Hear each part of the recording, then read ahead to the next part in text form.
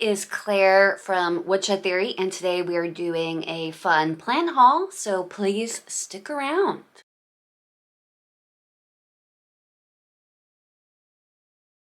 So we headed on over to one of my local favorite places, and that is Leafy in the South Bay area.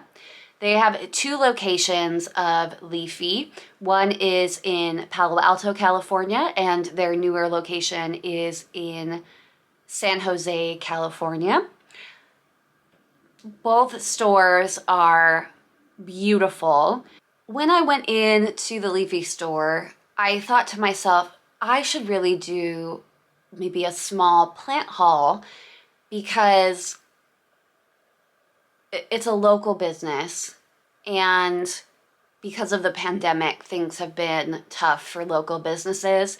So I have several plants from Leafy, and then I have several plants from smaller vendors in the Bay Area that I wanted to give a shout out to because I think the plant community is so cute, and people who like houseplants usually just get along. You know, we're just the same kind of people. All right, so I have 5 plants that I picked up from Leafy. The first one that caught my eye is a Peperomia Frost. I paid $12.95 for this. It is a cultivar of the Peperonia genus, and it will grow around 8 inches tall. It has heart-shaped leaves and will thrive in bright, indirect sunlight. And before you water it, you should let the soil dry out about 50% and reduce watering during the winter. What I love about this is it really does look like the leaves have a frost to them. I don't know if the camera is going to pick up the iridescent kind of frost that the leaves have. It's kind of like they're covered in a silver dust. So I don't know if you can really touch them or if that will come off. But I thought that this was a beautiful plant and would look good next to my other plants that also have kind of an iridescent coating on them. Focus on me, camera. Or the plant, but pick one. So that was the Peperomia Frost, and I feel that the price on that was really fair. They had several different sizes. I got kind of the medium one, and online I'm seeing them go from $12 to $15, so $12.95 is a win for me. The next one I picked up, I have had before, and it died. So I was very excited to get it back into my collection because I kind of look at plants as little pets, and that's why I love this plant. The proper name for this is a Dionea muscipula. Dionea muscipula. It is a carnivorous plant and is actually native to the Carolinas and to parts of California, which I had no idea about. Did you? I thought that the Venus flytrap was from the rainforest or something, so I didn't know it was from Northern America. It is actually under review under the Endangered Species Act currently in the States because it kind of has been decimated from its natural habitat. So that's not great, but I do love that I can still have one at home, and I like to keep them in my kitchen to catch any fruit flies or gnats that are flying around if they do come up. Now you might think this is silly because I think it's a pretty common houseplant. I just have never had one. And usually when I see them, they're really big, and I just don't want to spend a ton of money on something that I don't know if I love. So when I saw this, I thought it would be a good fit for me because we could maybe grow together in our interest. So this is very common. It is a variegated spider plant, and these can get pretty darn big. I've seen them huge. like fill up the corner of a room huge.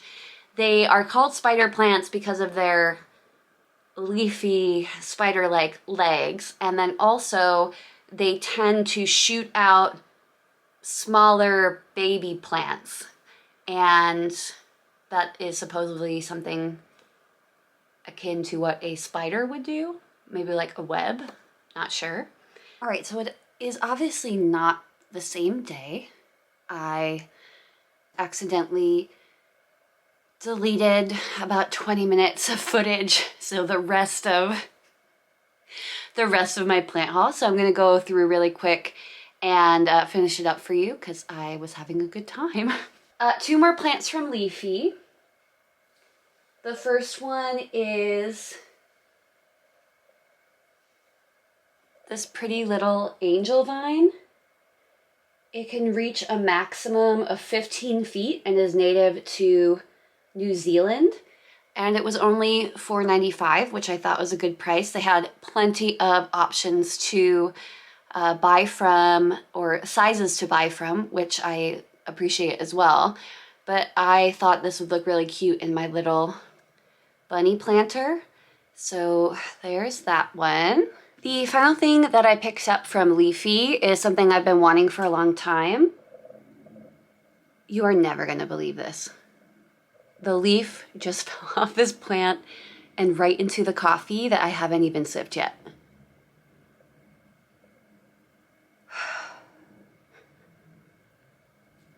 Okay, well, this is a pilea, and I've always wanted one, but never had wanted to spend the money on it. But they had this little tiny pilea for $8.95, so I thought I would give it a go and try growing my own from almost scratch. Man, the biggest leaf fell into my coffee as well, and I'm gonna have to throw out that whole cup. All right, whatever. So this is a pilea. It is also called a Chinese money plant because of its round coin-like leaves. It's a pretty regular gift around Chinese New Year to represent luck and prosperity. And I think, as I mentioned, I paid $8.95 for this. It will reach up to 12 inches tall, and it's actually native to southern China. The only other stall I didn't buy from had beautiful things. It was a rare plant stall and had plants ranging mostly from the $60 range. I think the cheapest one they had was about $35, which is still dear for me. And the average was $60 or $70 per plant. They had a beautiful setup. They even had a begonia terrarium going with the mister, which I thought was really clever to have out on a street fair. The funny thing that happened was they did mention that they had some extremely rare plants on the sign. So, of course, I'm looking at all of the plants that they have available, thinking, okay, maybe I can pick one up for my video. And the first one that caught my eye was kind of right in the middle of everything. It was one leaf in basically a mason jar, planted into a mason jar. And I thought, oh, that's unique and impressive. That's something I might be interested in. So I picked it up and I asked the young man who was running the booth if it was a trailing plant. It kind of had a pothos feel to it. The leaf itself was half green and half black, if I remember correctly. I didn't take a picture. And then half of it had holes in it. So if you're familiar with the plant world, anytime you add something special to the character of the plant, the price goes up. So the fact that it was half green, half black, had holes in it, I knew it was probably pretty special. So he did tell me it was a trailing plant, and I don't know what else he said. I don't even know what he called it because all I could hear was $3,000. And of course I'm like holding it when he says it, so I'm glad that I didn't drop the darn thing. And then he mentions that the plant next to it, it was kind of maybe like a strawberry shake pothos. I can't remember. That one was $5,000 and it was pretty big, but this one was just a leaf growing in a jar, so a cutting growing in a jar. And I handed it to my friend and I was like, this is $3,000. And she went, "Woo!" So I wanted to share that story. I don't know that anyone would buy a $3,000 plant from a outdoor market, but in my opinion, should plants be that expensive? Not particularly. Even rare plants, it seems a bit dear to me. But what I will say is plants are worth what you're willing to pay for them. So if you're not willing to spend $3,000 on an ultra rare plant and you can find it on eBay or online for a few $100s as opposed to a few $1,000s, then have at it. But you know, maybe somebody was coming along that day who had really been looking for that plant for years, and $3,000 was something that they were willing to invest. Just not for me at this time. The most expensive plant that I got was $25. And even then I was, you know, sweating a little bit. All right, the first thing I picked up from the local vendors was $15. And this is just a string of pearls. I've had a string of pearls before and I killed it, but that was before I knew a lot about plants, so I'm hoping that this goes better. This is from a cute little company called Spellbound Gardens. They let me know they also sell rare plants. They didn't have any with them. They had a very good selection and their staff was very nice and very knowledgeable. So I hope that you go ahead and look them up and give them some business.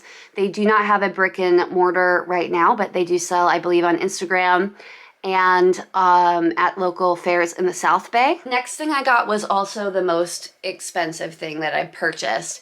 I have been looking for these for a while. I have seen them before, but never invested in them before. So here it is. It's my cute new string of turtles. This is similar to a string of pearls. I believe the string of pearls is native to Southwest Africa, where the string of turtles, if I remember, yes, it is native to Brazil. So just from a different part of the world, and it does the same trailing as the string of pearls, but the string of turtles has flat petals or flat leaves, and each leaf, let me see if I can zoom in there, each leaf has a pattern on it that looks kind of like a turtle back. Very excited. I decided to put it into my dinosaur planter because they're both reptilians. So cute. And that one was $25. Again, for this little teeny jar. That seemed like a lot, but I was happy to find one and support a local business. This one is from Gardeneur.com. Gardeneur.com, Gardeneur.com. And it looked, I don't know what their setup is. It looked like they usually do shows or street markets in the South Bay or in the Bay Area. The final thing that I picked up was from Casa Plants. And they seemed like they were a sweet couple. Maybe they weren't, but a nice couple that were running this plant stand. they didn't seem like they had a very big operation going, like they were more hobbyists, but they had maybe the biggest selection plant-wise that I had seen at that fair. And they also had a baby toes, which is one of my favorite plants that I own, so that's a win in my book. I'm gonna go ahead and have their Instagram QR code here so that you can look up their plants on Instagram. And from them, I got this beautiful Ruby Cascade. I believe I paid $15 for this. I thought this would go nice in the pink pot because it has the pink or red coloring underneath the leaves. And it's so pretty. They have little heart-shaped leaves as well. I got this because I, as I mentioned, killed my my variegated string of hearts. They did have variegated string of hearts there for around $55. For the size they were, that isn't a terrible price. I hesitate to say that because it's expensive. That's why you should get plant friends and trade cuttings. This was $15, so I had already bought a lot of plants and decided that I would go with this heart-shaped flower or vine instead. And again, that's called a Ruby Cascade. It is a tropical plant that is native to Central and South America. I can see that it has a bit of a thicker, waxier leaves.